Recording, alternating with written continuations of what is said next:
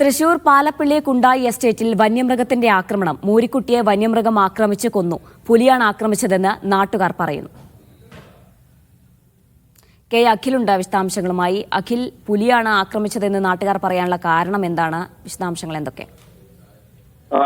ഈ മേഖലയിൽ ഇതിനു മുൻപും ഇത്തരത്തിൽ വന്യമൃഗം, അതായത് പുലിയുടെ ആക്രമണത്തിൽ നിരവധി പശുക്കുട്ടികളെ പിടിച്ചുപോയിട്ടുണ്ട്.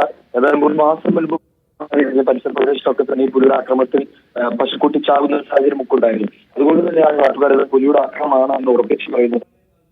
രാവിലെയാണ് പുലിയുടെ വന്യജീവിയുടെ ആക്രമണത്തിൽ ഈ മൂരിക്കുട്ടി കിടക്കുന്നതാണുള്ളത്. അത് വട്ടത്തോടി സ്വദേശി വട്ടത്തോടി മുസ്തഫയുടെ രാവിലെ പശുവിനെ കറക്കാനായി പോകുന്ന സമയത്താണ് ഈ മൂരിക്കുട്ടി ഇത്തരത്തിൽ വന്യമൃഗം ആക്രമിച്ച.